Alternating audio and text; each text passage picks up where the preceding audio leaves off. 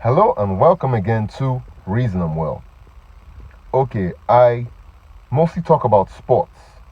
And let's assume I'm working for a very big sporting establishment. And then I go to my personal Twitter or Facebook page and then I say something on politics. Should I be punished by my establishment?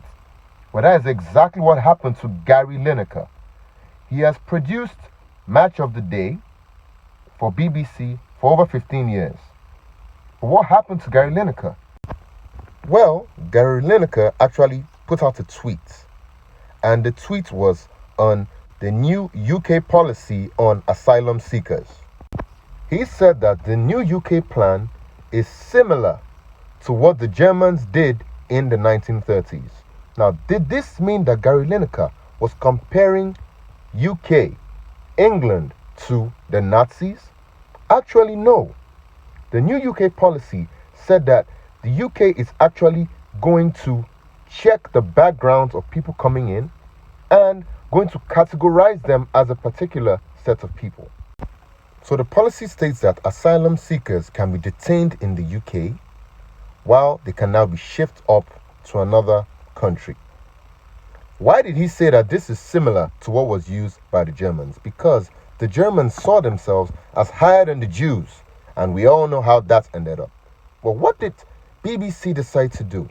Well, they decided to suspend Gary Lineker, and there was a very big backlash as regards this, because he was kind of right. And the BBC prides itself at being impartial, but this showed some type of partiality. And why do I say that?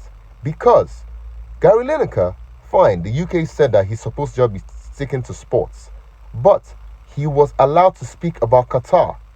He was allowed to speak about the things that are happening over in that country during and before the World Cup. But now he cannot speak about the asylum seekers because it has to do with UK policy. Well, some of Gary Lineker's colleagues actually wanted to walk away with him, and BBC had no choice but to reinstate Gary Lineker. So, sports and livelihood, fine, it shouldn't be totally mixed, but I feel that every single person should have the right to speak on his own platform.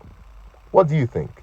Let us know in the comment section below, and stay tuned to Reason Well.